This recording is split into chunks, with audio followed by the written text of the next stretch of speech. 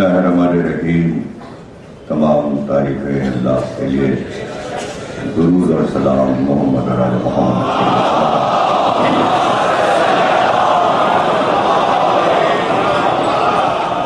1431 ہجری کے شہر ثانی کی 8ویں تقریر دربار حسینی میں تنظیم اعلیٰ اترالہ کی جانب سے آپ حضرات سماعت فرما رہے ہیں. شجاعت بنی ہاشم ہمارا موضوع ان مجالس میں آپ نے سماعت فرمایا. 2 تقریریں 9ویں اور 10ویں باقی رہتے ہیں. شجاعت اور اس کے وہ تمام پہلو کہ جس کے بغیر شجاعت کا مفہوم بیان نہیں ہو سکتا اور کسی کو اس وقت تک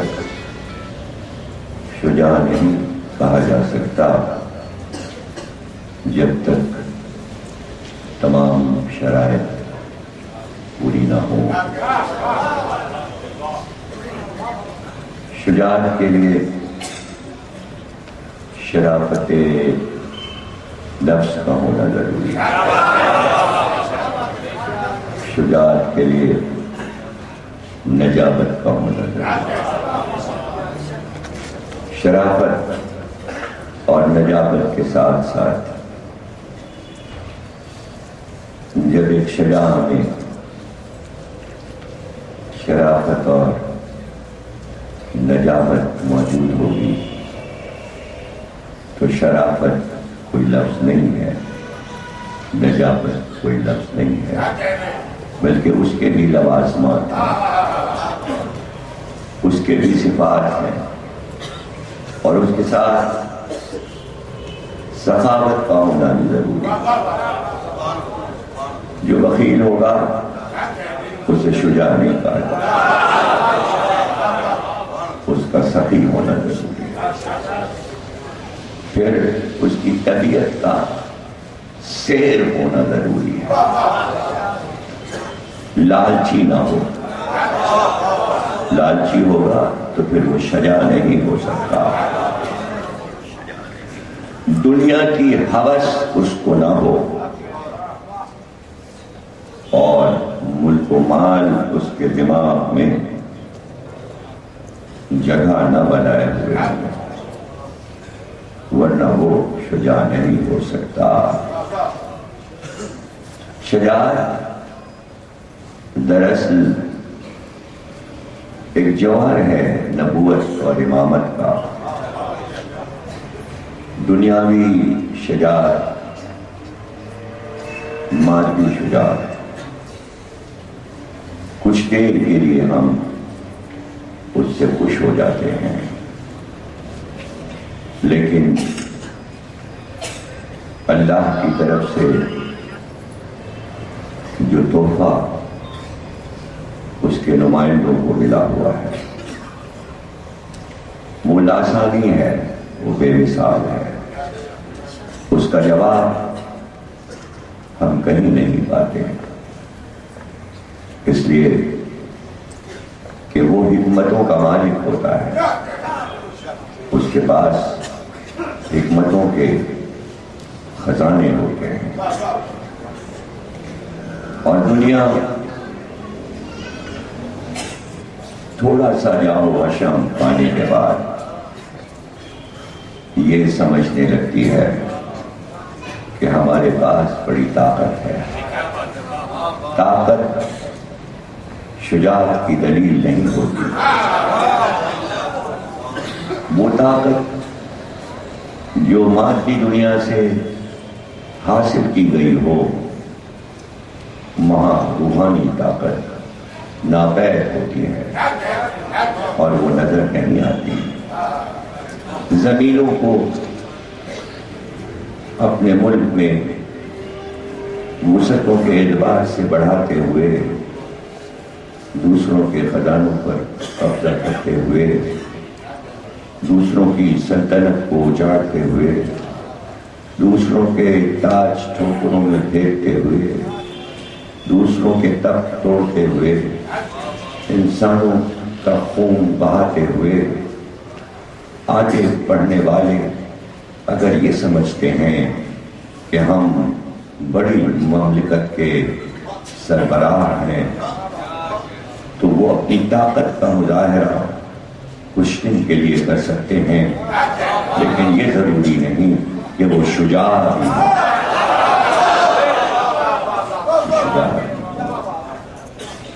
نادر شاہ درانی نے دہلی پہ حملہ کیا،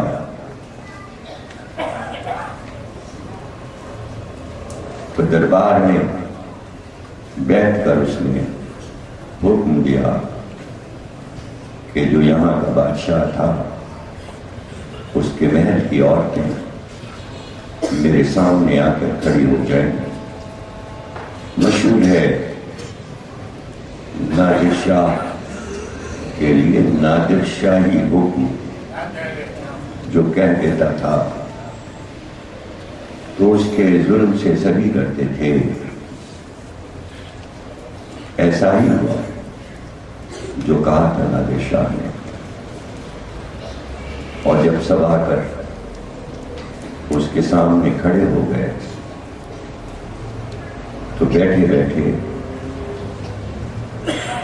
گاؤں سے پشت لگا کر وہ سو گیا،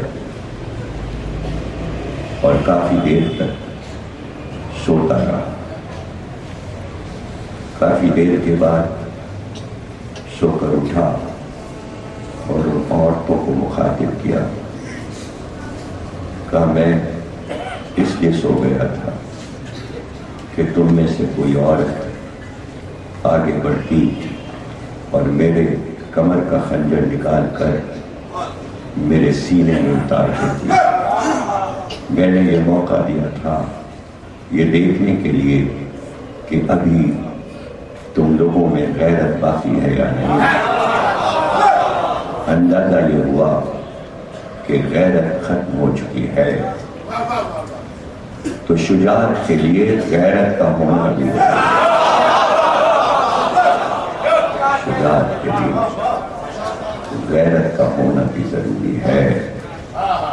تو اتنی چیزیں میں نے گنوا دی کہ ایک شجاع کے لیے کیا کیا ضروری ہے۔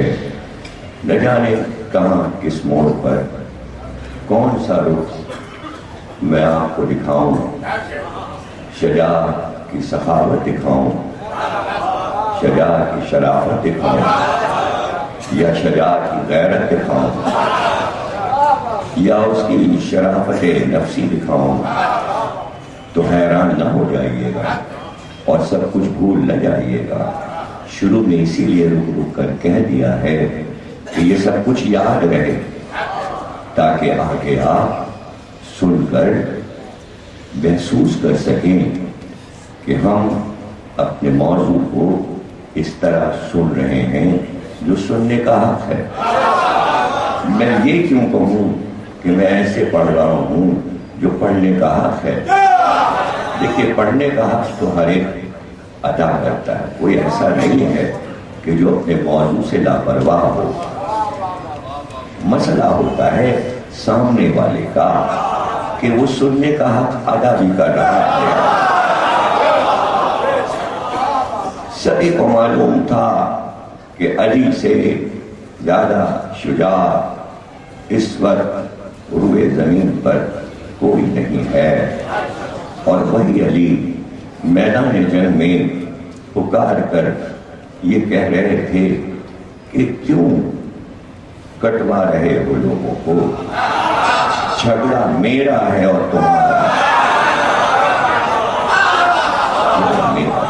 ہے، تم آ جاؤ میدان میں اور میں بھی آتا ہوں، یا تم مجھے مار ڈالو یا میں تمہیں مار ڈالوں۔ یہ کوئی قصہ نہیں ہے تاریخ کے صفحات کا، بلکہ یہ علی نے ایک منشور دیا کہ اگر سیاسی بنیادوں پر 2 آدمی لڑ رہے ہوں، 4 آدمی لڑ رہے ہوں تو خود ہی لڑ لینا، عوام کی لاشیں کیوں ہیں؟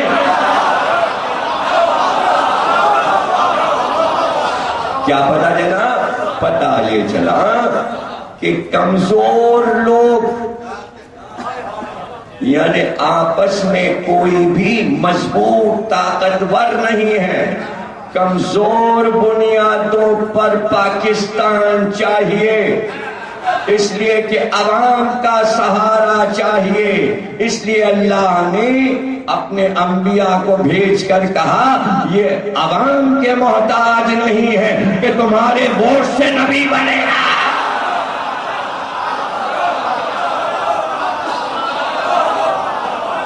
بھائی اگر اللہ ایسا کر دیتا کہ بھائی الیکشن کر لو اور اپنے عہد کا نبی چن لو تو کل کو سب کھڑے ہوتے، اب ہمارا کام کیجئے یا نبی اللہ، ہم نے آپ کو ووٹ دیا ہے، یہ ہمارا گروپ پورا جو ہے نا اس کی وجہ سے آپ جیتے ہیں، اب جو ہم کہیں گے وہ ہوگا، تو نبی نبوت کر لیتا، ہو جاتی نبوت۔ اسی طرح امام ہے، ووٹوں سے تھوڑی امام بنتا ہے، ووٹوں سے امام نہیں بنتا۔ تو یہ نظام انسانوں نے خود بنایا ہے، طے کرو نا یہ اللہ کا دیا نظام نہیں ہے، تو پھر ایک ایسا نظام بناؤ جو اللہ کے نظام سے ملتا جلتا ہو۔ اگر ویسا نہ ہو، یہ تو نہیں کہہ رہا ہوں کہ نبی چن لو یا امام چن لو، یہ تو ہو سکتا ہے نا کہ اللہ نے ایک سلسلہ اور رکھا کہ ہم بھیج رہے ہیں، نبی ہم بھیجتے ہیں، امام ہم بھیجتے ہیں، لیکن ایسے مسئلے بھی آ جاتے ہیں کہ کوئی تمہارا دل چاہے ہمارا کام کرنے کے لیے اور ہمارا تم سے کوئی رابطہ نہیں ہے کہ تم ہم سے کہو اور ہم تم کو فرشتہ بھیج کے بتانا، تو آسان ترین طریقہ ہے وہ کر لو، اس کو ہم دیکھ رہے ہوتے ہیں، کرتے تم ہو دیکھ ہم رہے ہوتے ہیں۔ بھائی منت مان لی عبد المطلب نے کہ 10 بیٹے دے دے، ایک میں قربان کر دوں گا، اب وہ بیٹا جوان بھی ہو گیا تو میں عبداللہ کو پیش کروں گا۔ یہ کیسے پیش کریں گے آپ؟ کیسے پیش کریں گے؟ آپ نہیں پیش کر سکتے، آپ نے منت مانی ہے نا، آ کے نانی کھڑی ہو گئی، ننیال والے سب راستہ روک کے کھڑے ہو گئے، تو منت آپ نے مانی ہے، نواسا ہمارا ہے۔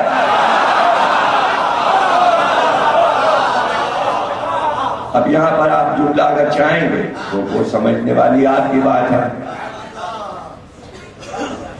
بھائی ہر ننیال حسین کا ننیال نہیں ہو سکتا کہ نانا کہ لے لے۔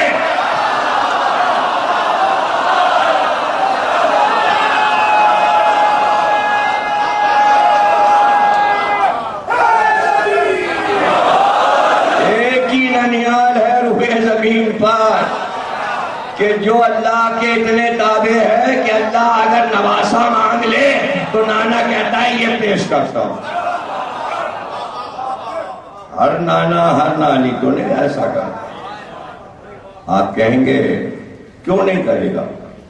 وجہ بتا رہا، دادا نانا، نانا نانی، پھوپھی اور خالہ، چچا اور ماموں میں زمین و آسمان کا فرق ہے، رشتے برابر کے ہیں، جیسے یہاں دادا ویسے یہاں نانا، جیسے یہاں نانی ویسے وہاں دادی، جیسے یہاں چچا ویسے وہاں ماموں، جیسے یہاں پھوپھی ویسے برابر کے رشتے، لیکن فرق زمین و آسمان کا ہے۔ اب فرق سن لیجیے، جتنا بچہ ننیال میں چاہا جائے گا ددیال میں نہیں چاہا جاتا۔ آپ کہیں گے غلط بات کریں، ہمارے یہاں تو دادا پوتے پہ جان چھڑکتے ہیں اور دادی جو ہے پلان لیتی ہیں اور پھوپیاں قربان ہوتی۔ صحیح نہیں، بالکل صحیح۔ لیکن دونوں جگہ کی محبتوں کو جب آزمایا جاتا ہے تو پتہ چلتا ہے کتنی تھی محبت. اور پتہ اس وقت چلتا ہے جب دادا کی جائیداد بڑھتی ہے. اب کسی کو کسی کی فکر نہیں ہے. اب جو دادی کا پسندیدہ لڑکا ہے وہ چاہیں گی اماں اس کو زیادہ مل جائے, وہ ابا کو کہہ رہے ہیں ابا یہ لڑکا زیادہ خدمت کرتا ہے, اس کو یہ ملنا چاہیے. اب جو بہن بھائی پہ جان چھڑک رہی ہے اس والے بھائی کو ابا وہ زیادہ خیال رکھتا ہے. اب پوتے کی محبت کہاں گئی؟ یعنی پوتے کے باپ کے لیے ساری ہمدردیاں کیوں نہیں ہیں؟ تو ددیال میں بڑھتی ہے جائیداد. چونکہ پوتا پوری جائیداد کا حقدار ہوتا ہے اس لیے ساری محبتیں دکھاوے کی ہوتی ہیں. نواسا ننیال سے کچھ نہیں لیتا, خالص محبت ہوتی ہے. ماموں کو اطمینان ہے, آیا کھایا چلا گیا, میری جائیداد کا حصے دار ہے.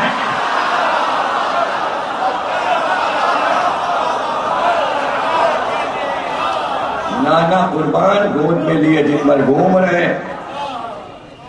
ہاں بھائی میں اس کو تھوڑی دے کے مروں گا, میں تو پوتے کو دوں گا.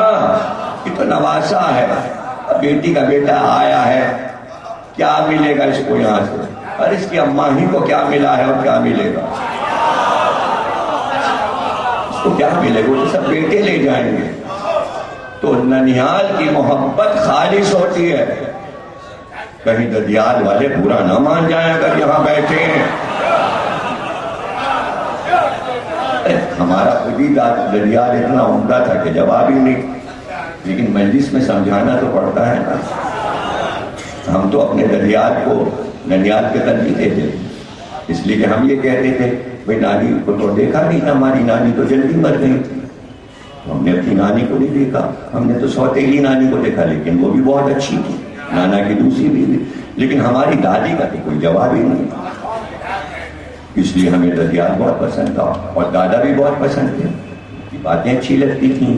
وہ اشعار سناتے تھے, کبھی اکبر الہ آبادی کے, کبھی علی میاں کامل کے لطیفے سناتے تھے, پہلیاں بجاتے تھے. ہمیں اپنے دادا بہت اچھے لگتے تھے. ہم کو یہ تھوڑی ہے کہ اپنے ددیال کو ننیال سے کم کر دیں, کوئی بھی نہیں کرتا. لیکن بات کی بات ہے اس لیے مثال دینی ہے. اب سامنے کی بات ہے کہ بھائی عبد المطلب بیٹے کو اللہ کی راہ میں ذبح کرنے جا رہے ہیں تو پھوپھیاں نپٹ جاتی, چچا نپٹ جاتے. ایک مثال ملتی ہے کہ بار بار ابو طالب کبھی دائیں آتے اور کبھی بائیں آتے. تو اب یہاں تو دیکھا آخر 10 بھائی کیوں نہ نپٹ گئے عبد المطلب کے ہاتھ سے کہ سب سے چھوٹا ہے, سب سے خوبصورت ہے. یہ ابو طالب بار بار باہر کیا, پتہ چلا یہ مادی محبت نہیں ہے, یہ نور کے 2 حصے ہیں.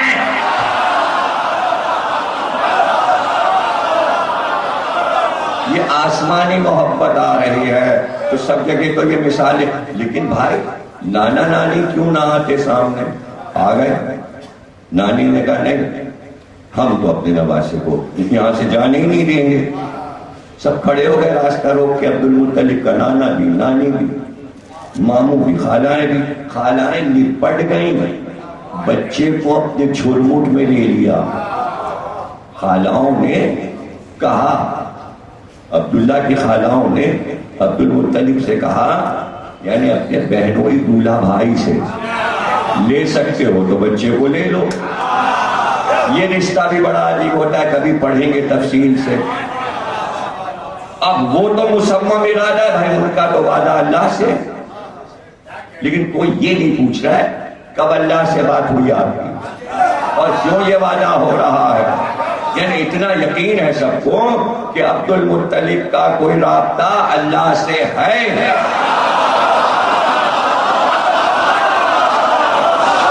ہوگا لیکن دکھائی نہیں دے رہا. تو بھائی کیسے قربان کریں گے؟ جب سب لپٹ گئے تو ایک واحد انسان تھا جس نے حل بتایا, اور وہ تھے ابو طالب. کہ بابا ایسا کیجئے قرآن اندازی کر لیجئے. پتہ چلا جب کچھ مسئلے حل نہ ہو اور اللہ سے رابطہ بھی نہ ہو تو قرآن کر لو، قرآن اندازی کر لو. تو بجائے ووٹ کے پاکستان میں قرآن اندازی ہو جائے، ارے اس میں اللہ کی رائے شامل ہو جائے گی.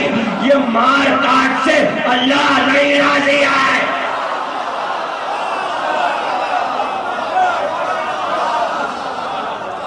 ایک شیعہ مر گیا، ایک سنی مر گیا، ایک شیعہ مر گیا، ایک سنی مر گیا، ایک ڈرائیور مر گیا، ایک پٹھان مر گیا، ایک ہوٹل والا مر گیا، ایک دکاندار. اس سے کیسے پاکستان رہے گا؟ بچے گا نہیں. یہ تو ٹوٹ پھوٹ کے مال مسالے ہیں. اگر سنبھالنا ہے اور میری آواز کہیں پہنچ رہی ہے تو پہنچا دو.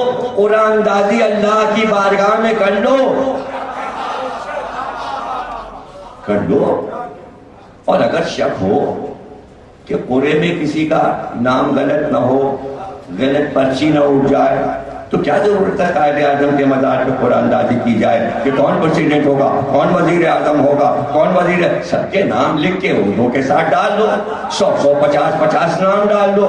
50 وزیر داخلہ، 50 وزیر خارجہ کے نام، 50 وزیر اعظم، 50 صدر. اب جو پرچی اٹھائے تو پرچی اٹھانے والا کوئی بڈھا کیوں، ایک معصوم بچے کو بھیجو پرچی اٹھائے. لیکن یہاں نہیں، کیونکہ یہاں تو گڑبڑ ہو جائے گا. ہو سکتا ہے پیچھے سے کوئی آئے، قائد اعظم کے مزار کے کتنے دروازے ہیں، پرچی بدل دے، بچے کو بہکا دے. جگہ میں بتاتا ہوں، سب لوگ جائیں خانہ کعبہ میں، پرچی مار.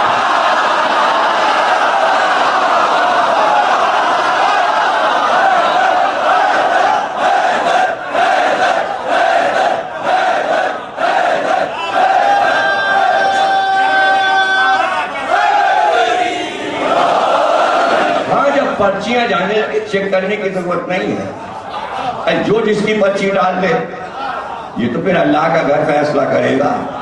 جب پرچیاں یہاں سے جائیں گی کہ وزیر اعظم کی پرچیاں جا رہی ہیں، آپ نام لکھ کے ڈال دیجئے. قرآن اندازی خانہ کعبہ میں ہوگی. ایک پرچی چپکے سے میں بھی ڈال دوں گا، جعفر بالگرامی صاحب وزیر اعظم ہوں. اب ہو سکتا ہے پرچی اٹھائے، لیکن قرآن اندازی ہو تو لوگ مانے تو کم از کم خون ریزی سے تو پاکستان بچ جائے گا. ابو طالب قرآن اندازی کا طریقہ بتا کر اپنے بھائی کو ذبح ہونے سے بچا رہے تھے. عبد المطلب نے بات مان لی. ابو طالب نے کہا اونٹ، ایک اونٹ کی پرچی اور ایک عبداللہ کی پرچی.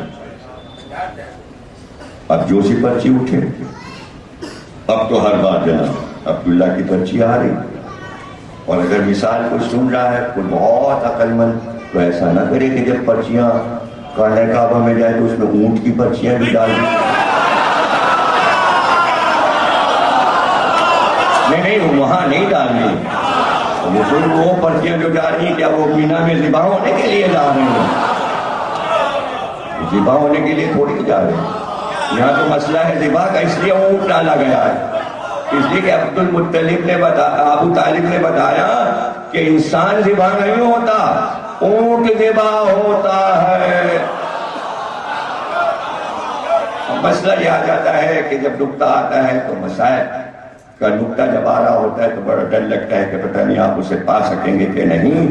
سب سے پہلے روئے زمین پر ابو طالب نے بتایا کہ اونٹ ذبح ہوتا ہے، بچہ ذبح نہیں ہوتا. ابو طالب نے بتایا. ابو طالب کی بہو نے کربلا میں جملہ دہرایا، مجھے نہیں پتا تھا کہ علی اصغر جب بچہ بھی نہر ہوتا.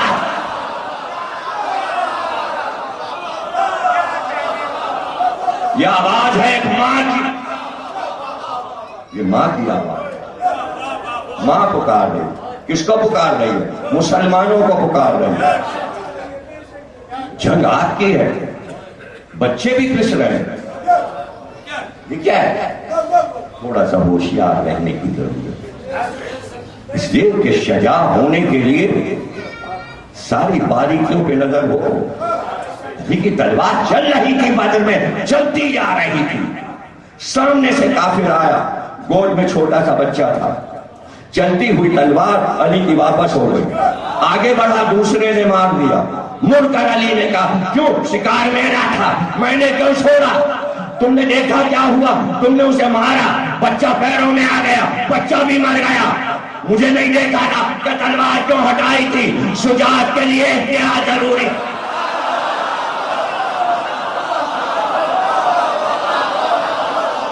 شجاعت کا ثبوت تو دینا، شجاعت کا ثبوت تو دینا.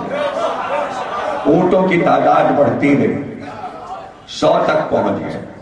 جب 100 اونٹ ہو گئے تو پھر اونٹوں کی ہی پرچی اٹھی، اور عبداللہ کی پرچی اس وقت نہیں اٹھی. بولا فیصلہ تو ہو گیا نا، خوریزی نہیں ہوئی. حالانکہ اللہ کی راہ میں تھی، منت تھی، لیکن 100 اونٹوں پر وہ راضی ہو گیا. تو کیا ایک بچہ بچ جائے؟ 100 اونٹ اللہ قبول کر لے؟ کچھ راز بھی سمجھے. اس کے پیچھے راز یہ ہے کہ جب ایک قبیلہ کسی دوسرے قبیلے کے آدمی کو مارتا تھا تو اس کے بدلے میں ایک اونٹ دے دیا جاتا تھا، ایک اونٹ دے دیا جاتا تھا. اس دن سے یہ فیصلہ ہو گیا اگر کوئی کسی کو بے خطا مارے گا تو دوسرا قبیلہ 100 اونٹ دے گا.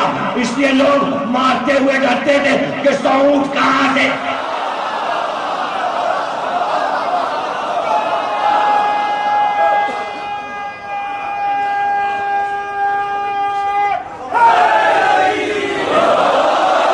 بہت قیمتی ہوتا تھا. تو اس لیے ہم کیوں ایسا کریں کہ 100 اونٹ دینا پڑے گا؟ نہیں سمجھے، سمجھنا چاہیے. ابو طالب نے انسانیت کی قیمت بڑھائی. کتنا سستا تھا عرب میں انسان، ایک اونٹ کے برابر. ابو طالب نے 100 اونٹ کر کے انسان کا وزن بڑھایا. ارے پاکستان والوں، انسان کا وزن تو بڑھاؤ، قیمت بڑھاؤ، تو خوریزی نہیں ہو. مقرر تو کرو،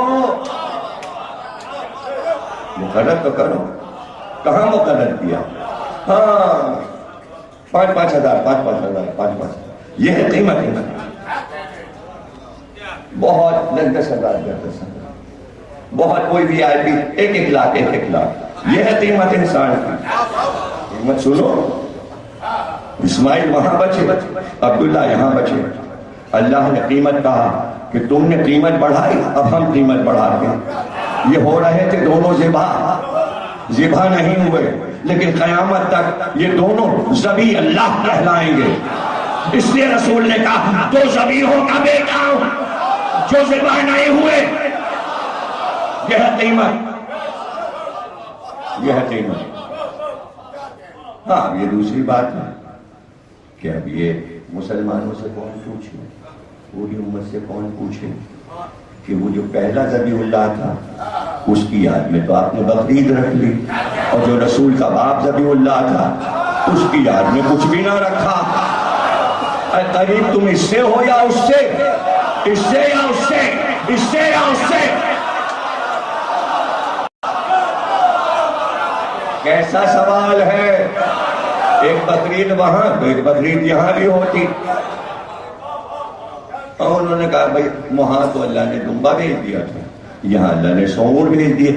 اب پتا چلا کہ عبداللہ کی بقرعید کیوں نہیں مناتی ہوں. 100 اونٹ کاٹنے پڑیں گے.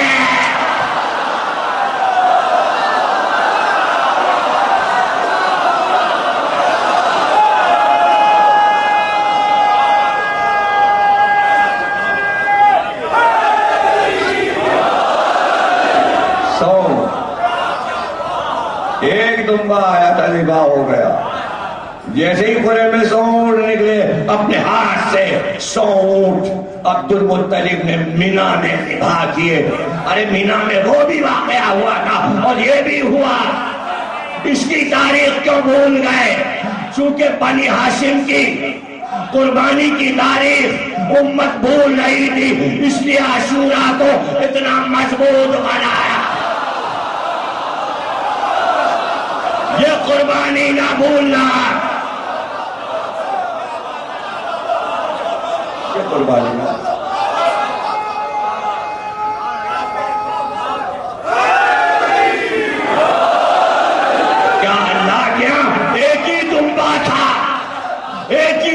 کا جنت میں جو اسماعیل کے لیے آ کے ذبح ہو گیا۔ ایک دمبا جنت میں کہاں سے آیا؟ کیا دمبے پلے ہوئے جنت میں؟ کیا جنت میں دمبے رہتے ہیں؟ اس میں سے آیا ہے؟ کیا گھبراہٹ کیا ہے آپ کو؟ جلدی سے بول دیجئے۔ چونکہ اس وقت دمبے کی ضرورت تھی، اللہ نے کہا کن، دمبا ہو گیا۔ تو اللہ جب چاہے دمبے بنا لے، تو کربلا کے لیے کیا وہ 72 دمبے نہیں بنا سکتا تھا؟ بنا سکتا تھا، بنا سکتا۔ آئے ہائے، کیوں نہیں بنائے؟ اس لیے نہیں بنائے کہ زحمت میں امت پڑ جاتی، کہ نبی کا نواسا بچ گیا اور دمبے پہ دمبے آ گئے تو کہاں تک ذبح کرو گے؟ اس لیے حسین ذبح ہو جائیں، بچے ذبح ہو جائیں تو اس کے بدلے میں کچھ تو ہو۔ اسماعیل کے بدلے میں دمبے کٹے تو یہاں کیا ہو؟ تو سید سجاد نے کہا یہاں کچھ لیا نہیں جاتا، یہاں خود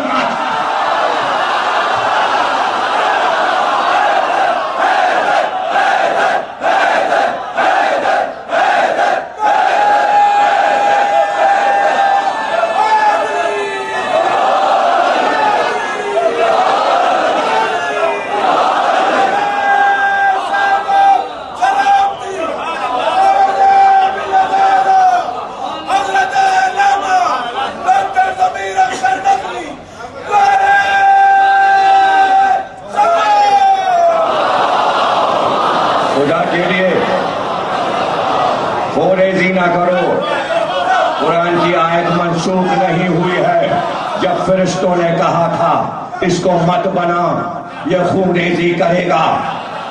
اتنا بڑا الزام کیوں اپنے سر لیتے جا رہے ہو؟ جو بھی ہے، جو بھی ایک دماغ بیٹھا ہے، میں تو کہتا ہوں ایک دماغ نے یہ سارا پلان بنایا ہوا ہے، اس میں سب شامل نہیں ہے، وہ ایک سڑا ہوا آدمی جہاں بیٹھا ہے، چاہے وہ ملک کے باہر ہو یا کہیں ہو، کاش وہ سنے خونریزی سے روئے زمین پر کوئی کام نہیں ہوتا، نہیں ہوتا، نہیں ہوتا۔ ہاں علی چاہتے تو اجازت دی تھی رسول اللہ نے کہ جاؤ عمر ابن عبد ود کو مار ڈالو، حکم دیا تو علی اسے مار کے جب ان کا سب سے بڑا پلر گر گیا تو حملہ کر دیا، سر کاٹ کے واپس آ گئے، اس لیے کہ حکم رسول، حکم اللہ اتنا تھا اس کا سر کاٹ کے لے آؤ۔ یلغار نہیں کی، پتہ چلا قتل عام نہیں کرنا، خونریزی نہیں کرنی، اس لیے کہ اس نے للکارا تھا عقائد اسلامی کو، اس لیے جواب ضروری ہے۔ یعنی کل کفر جمع کر کے ایک میں لائے، جب کل کفر ختم ہو گیا تو اب علی کسے مار؟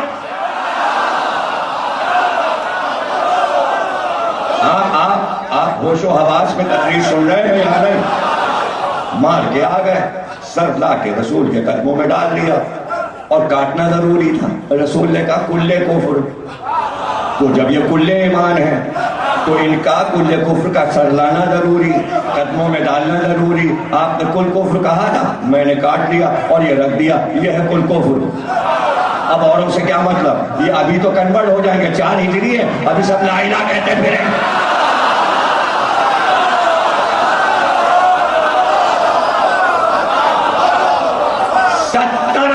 17 پہلوان، 17 عمر جیسے اس کے ساتھ چلتے رہے، سب اس کے برابر کے رہے، اکیلا نہیں آیا تھا خندق پار کر کے، وہ 17 آگے پیچھے چل رہے، پوری کیبنٹ تھی اس کی، بہادروں کی سورماؤں کی ہیبت طاری کرتے تھے. جدھر وہ 70 نکل جاتے وہ کوئی اکیلا تھوڑی تھا. علی سر کاٹ کے لے آئے, لاش وہاں پڑی ہے نا. اب لاش پہ آئی بہن, عمر کی بہن آئی, اس پتہ چلا بھائی مارا گیا. اس نے دیکھا بھائی کی لاش اور وہیں کھڑے ہو کے اشعار پڑھنا شروع کیا.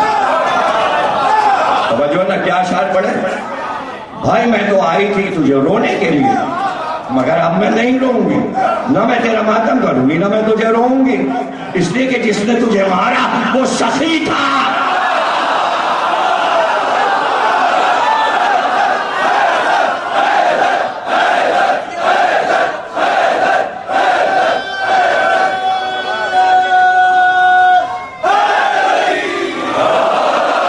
دیکھا آپ نے, آپ شروع کی تقریر بھول گئے. کہا تھا یاد رکھیے گا شجاعت کے لیے کتنی چیزیں ضروری ہیں. سخاوت کے بغیر شجاعت نہیں. لیکن پتہ کیسے چلتا کہ یہ شجاع جو بھی میدان میں آیا یہ سخی بھی تھا؟ دشمن کی بہن نے آ کے بتایا میں تجھے نہیں روں گی, جس نے تجھے مارا وہ سخی تھا. اس لیے کہ عرب کا طریقہ ہے کہ جب کوئی بہادر مقابل کو مارتا ہے تو اس کا نیزہ, اس کی تلوار, اس کا خور, اس کی زرہ, اس کا لباس سب لوٹ کے لے جاتا ہے تاکہ وہ اپنی فتح دکھائے کہ یہ چیزیں میں لایا اتار کر. لیکن تیرے قاتل نے نہ تیری آبا لوٹی, نہ تیری زرہ اتاری, نہ تیرا خور اتارا, نہ تیری تلوار لے گیا, نہ تیرا نیزہ لے گیا. وہ تو بڑا سخی ہے. توجہ ہے نا, وہ بڑا سخی ہے.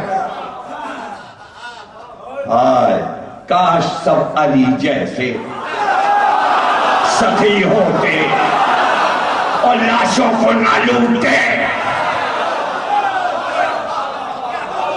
وہ سمجھ میں آ رہا ہے؟ شجاعت سخاوت کے ساتھ ہے, سخاوت شجاعت کے ساتھ. اور ایسے میں خط علی کے پاس آ گیا. علی نے خط پڑھا. اس کے وہ 17 ساتھی انہوں نے خط لکھا تھا کہ علی تم نے ہمارے آدمی کو قتل کر دیا, تم اگر اجازت دو تو ہم اس کی لاش میدان جنگ سے اٹھا لے گئے. بھائی توجہ ہے نا, ارے بھائی 70 آدمی آتے لاش لے جاتے. میدان میں تو ان کے کیمپ میں جا کے علی لڑے تھے بھائی, ان کے کیمپ میں جا کے مارا تھا تو میدان تو ان کی طرف کا تھا. لاش اٹھا لے جاتے, کیوں نہ اٹھا لے گئے؟ اجازت کیوں مانگ رہے؟ پتہ چلا جو شجاع آیا تھا اس کی ہیبت.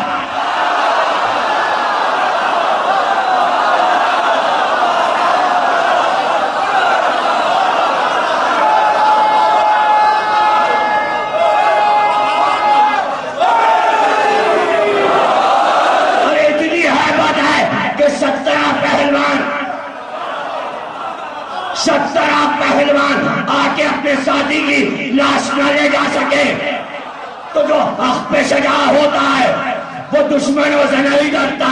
صبح سے شام ہو گئی, حسین اکیلے تھے, ہر لاشا دشمنوں میں سے.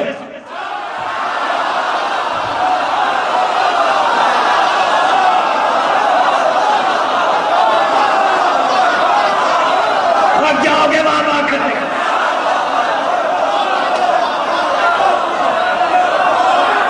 حسین نے کوئی لاشا تنہا نہیں چھوڑا اور بتایا کتنا شجاع ہوں, لاش اٹھانے آ رہا ہوں, راستہ روک کر دکھاؤ. اے باپ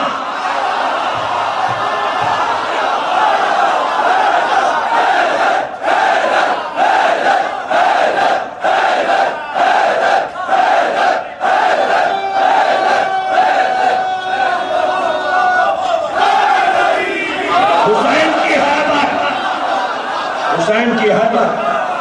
وہ سمجھ رہے ہیں آپ ذہن کی کھڑکیاں کھلتی جا رہی ہیں نا. محفوظ کیجئے, اس علم کو محفوظ کیجئے. علی نے خط کا جواب لکھا اور ایک ہی جملہ ہے. کیا جملہ ہے؟ سنو گے اور دنگ رہ جاؤ گے. علی نے کہا اس کافر کی لاش میدان جنگ سے اٹھا لے جاؤ، علی لاشوں کا کاروبار نہیں کرتا۔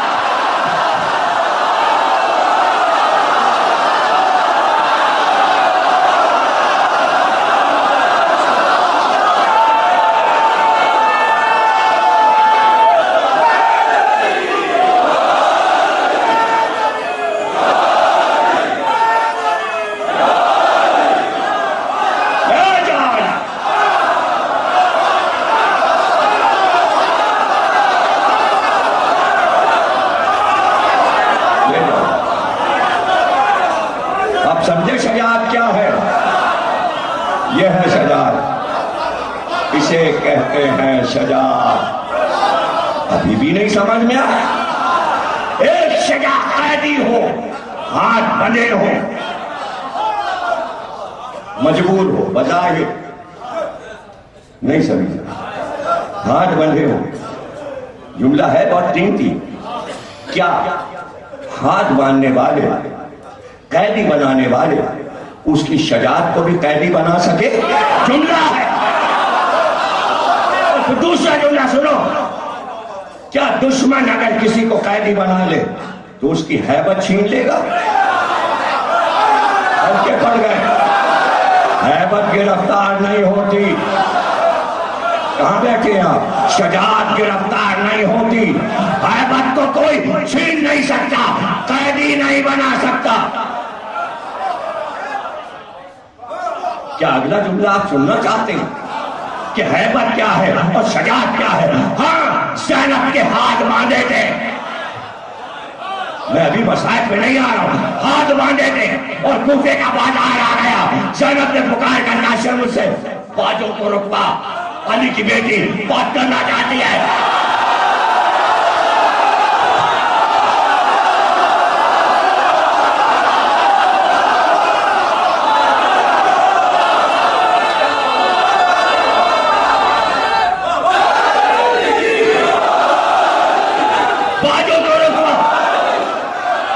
باجے بجانے والے سے کہہ دے باجوں کو روک دے، پکار کر اس نے کہا زینب ناممکن ہے، آج بہت خوش ہے کوفے والے، میں کس کس سے کہوں یہ باجے بجتے ہوئے رک نہیں سکتے۔ کہا اچھا، علی کی بیٹی ان آوازوں کو روک دے گی، اور یہ کہہ کر بندے ہاتھ اٹھائے اور کلمے کی انگلی اٹھا کر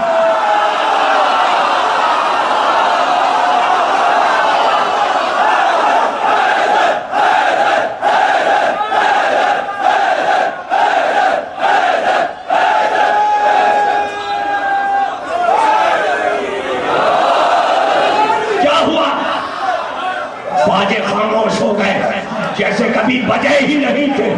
یہ تو بڑی بات ہے کہ باجے خاموش ہو گئے۔ مؤذن کہتا ہے کہ ہر اونٹ کے گلے میں گھنٹیاں بندھی تھی جو بج رہی تھی، اونٹوں نے اپنی گردن کو ساکت کیا کہ کسی اونٹ کی گردن نہیں ہلنے کی کہ گھنٹی کی آواز آئی، اور ایسے میں پکارا ایھا الناس،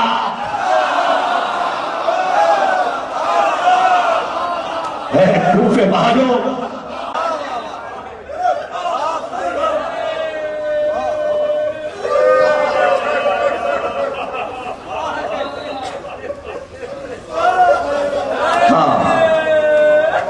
دنیا کا شجاع ترین انسان سب کو الوداع کہہ رہا تھا۔ قمبر سے کہا بلاؤ سب کو، رخصت ہے۔ آتے گئے، اسبق بن نباتہ آئے، اسبق بن نباتہ کو علی نے دیکھا، دیکھتے ان کا سلونی، کہا مولا زخمی ہے اور سلونی کہہ رہے ہیں، کہاں اس سے پہلے کہ میں چلا جاؤں پوچھو۔ 40 سوال ازبق نے اسی وقت پوچھے اور علی نے ایک ایک کا جواب دیا۔ بلاؤ کمیل کو بلاؤ، بلاؤ میسم کو بلاؤ۔ سب آتے گئے، الوداع، رخصت، الوداع، قدموں کو چومتے باہر نکل جاتے۔ وقت زیادہ نہیں تھا، علی نے کہا وقت کم ہے۔ ایسے میں اطلاع دی گئی، وہ اندھا بوڑھا کوفے کا امیر اور سردار آ رہا ہے، جو اپنے قبیلے کا سردار۔ بلاؤ، کیا حال ہے عبداللہ ابن عفیف، کیا حال ہے؟ بس مولا جب سے یہ خبر سنی میں تو اندھا ہوں، میں تو آپ کو دیکھ بھی نہیں سکتا، میری بھی دونوں آنکھیں ختم ہو چکی ہیں۔ آپ کو تو پتا ہے صفین میں ایک تیر لگا، ایک آنکھ چلی گئی، جمل میں ایک تیر لگا، دوسری آنکھ چلی گئی، لیکن آیا ہوں مولا، آپ نے سلونی کہا ہے نا؟ ہاں کہو کہو عبداللہ ابن عفیف کہو کیا بات ہے؟ مولا آنکھیں دے دیجیے۔ تقریر ختم ہو گئی، کر چکا تقریر۔ مولا آپ کے اختیار میں ہاتھ پھیر دیجیے، آنکھوں کی روشنی آ جائے۔ ہاں ہاں کیوں نہیں عبداللہ ابن عفیف، کیوں نہیں؟ ہاتھ پھیر دوں، محبوب سے کہہ دوں ابھی آنکھیں نورانی ہو جائیں، آنکھیں دے دوں، لیکن عبداللہ ابن عفیف میرے بعد جو ہونے والا ہے نا، کہاں میں کیا کروں؟ عبداللہ ابن عفیف جو ہونے والا ہے نا وہ میسن نہیں دیکھے گا، جو ہونے والا ہے وہ کمبر نہیں دیکھے گا، جو ہونے والا ہے وہ کمائل نہیں دیکھے گا، جو ہونے والا ہے وہ رشید حجری نہیں دیکھے گا۔ اے عبداللہ ابن عفیف جو کچھ ہوگا تم وہاں ہوگے، اگر میں ابھی تمہیں آنکھیں دے دوں تو اس دن تم پھر ہاتھ اٹھا کر یہ دعا کرو گے پروردگار مجھے اندھا کر دے۔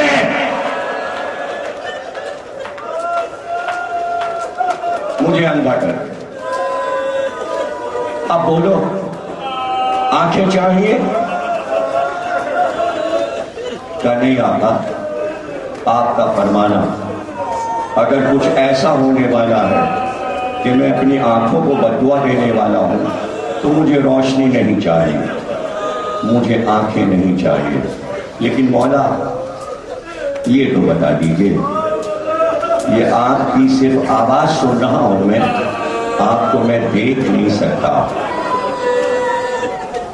مولا یہ آواز پھر کب سننے کو ملے گی؟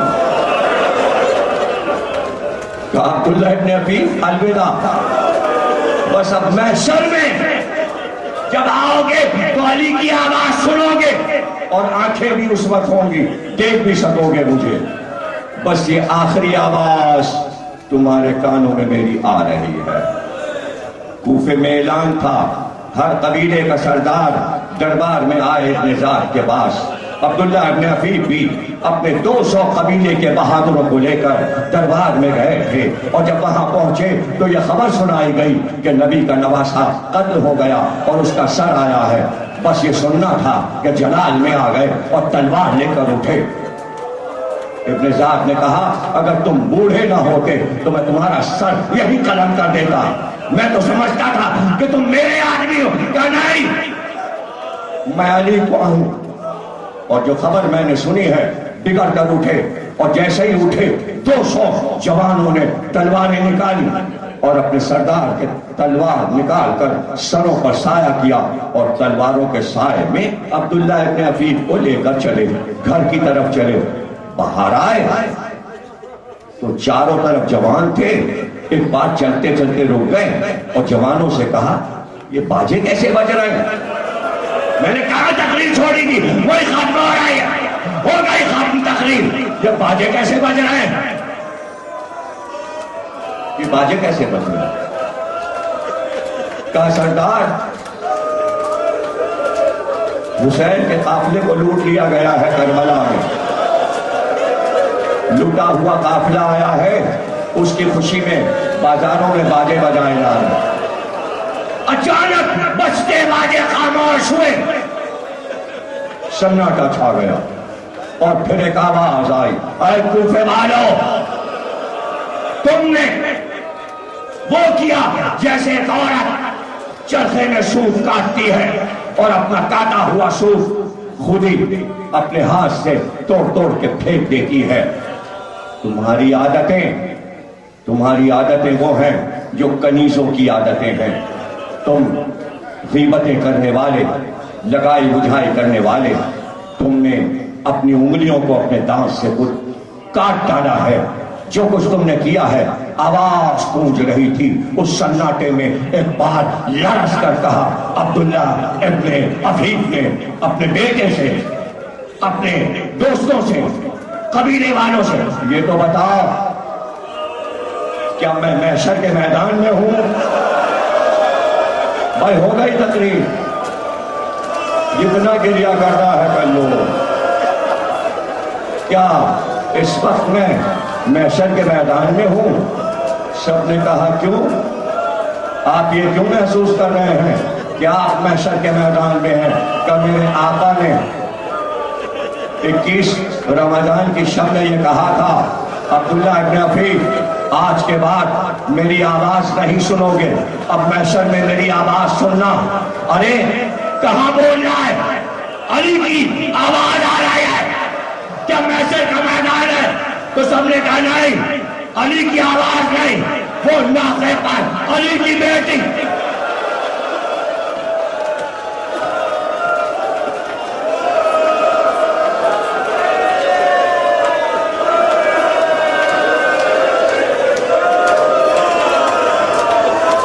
علی کی بیٹی زینب بول رہے. بوڑھے صحابی رسول نے تلوار کھینچ لی. کہا لا, نبی کی نواسی کو مسلمان بھرے بازار میں لے آئے. کسی نے کہہ دیا سر پہ چادر نہیں آئے. ختم ہو گئی تقریر. تلوار اندھے صحابی نے تلوار چلانا شروع. کہتے ہیں کہ بعد شہادت حسینی جرأت اظہار حق میں پہلی تلوار مسلمانوں میں سے اٹھانے والا عبداللہ ابن عفیف تھا. یعنی حسین نے مسلمان بزدل مسلمانوں میں کچھ کو ایسی شجاعت عطا کر دی کہ پھر جو عبداللہ کی تلوار نکلی تو صدیوں تلوار نہیں رکی. پھر مختار کی تلوار, پھر ابراہیم بن مالک اشتر کی تلوار, پھر سلیمان بن سود خزائی کی تلوار, اور پھر عباسیوں کی تلوار. جب تک ایک ایک کربلا کا مجرم قتل نہیں ہو گیا تلوار نیام میں نہیں گئی کسی کی. لیکن ہائے, یہ تو سید سجاد تھے. کہا یہ جوش میں آئے ہوئے ہیں, ہاں یہ امت کے مسلمان ہیں, یہ اپنی محبت کا اظہار کر رہے ہیں کہ ہم حسین کو کتنا چاہتے تھے, انہیں چلانے دو تلوار. اس لیے کہ یہ اپنے ہوش میں نہیں ہے. شجاعت یہ نہیں ہے, خون حسین کا اتنا سستا نہیں ہے کہ ان تلواروں سے اس کا خون بہا ادا ہو جائے. یہ جو کر رہے ہیں انہیں کرنے دو. اے میرے چاہنے والوں, ادھر آؤ, ادھر آؤ. اگر شجاعت دکھانا ہے تو تلوار سے شجاعت نہیں ہوتی. میں تمہیں بتاتا ہوں, اپنے ہاتھ سینے پہ رکھو, اب دشمن کے سامنے سے ماتم کر. یہ شجاعت. رو رو رو, تعزیت دو. خاتمے پہ ہے تقریر. کیا ہمت دے دی, کیا ہمت دے دی. یہ ہے شجاعت, یہ بزدلی نہیں ہے. چیلنج ہے پوری دنیا کو, پوری دنیا کا چیلنج, پوری دنیا, ہر قوم کو. اگر کوئی اپنے مشن کے لیے, اپنے مطالبے کے لیے ایک وقت میں نیو یارک میں بھی جلوس نکلوا دے, لندن میں بھی نکلوا دے, نیو جرسی میں بھی نکلوا دے, واشنگٹن میں بھی نکلوا دے, برلن میں بھی نکلوا دے, فرینکفرٹ میں بھی نکلوا دے, ہالینڈ میں بھی نکلوا دے, ہندوستان کے شہر میں نکلوا دے, انڈونیشیا میں نکلوا دے, برما میں, سنگاپور میں, تبت میں. ہے کوئی تحریک ایسی ہے دنیا میں جو ایک وقت میں, سنو, ایک وقت میں ہماری تحریک عاشور کے دن دنیا کے ہر شہر میں ماتم ہوتا ہے. روکو, ارے رو یا بابا کرو, دو کام میں سے ایک کام کرو.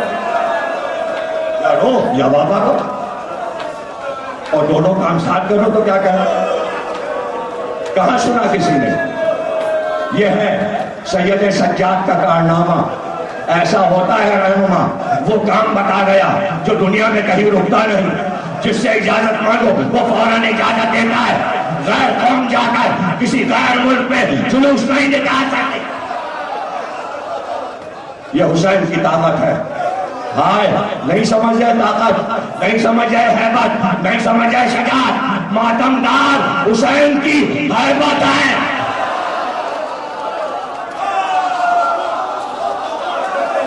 بیٹھے رہ گئے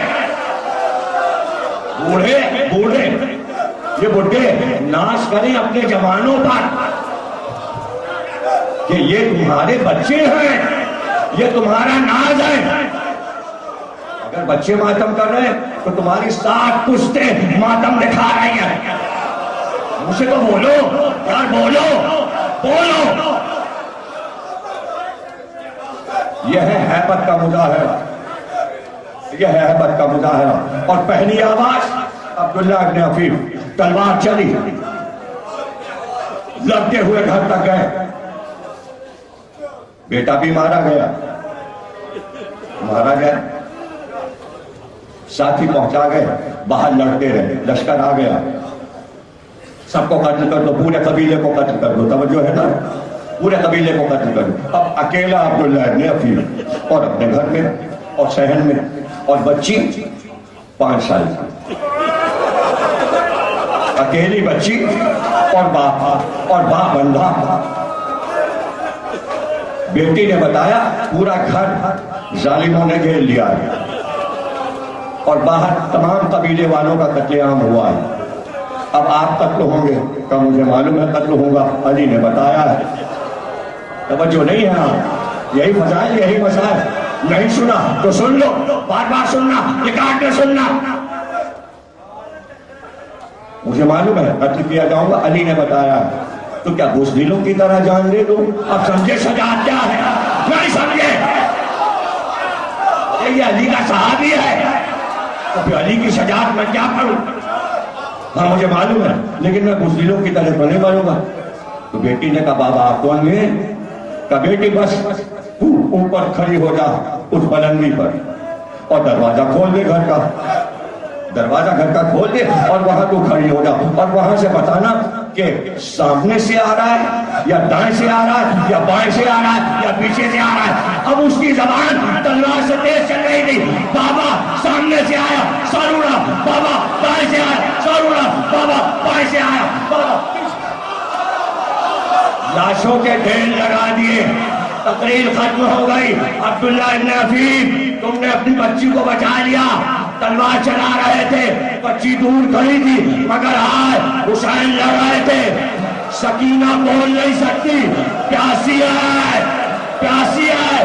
بابا کا گلا کٹ رہا تھا, اور سکینہ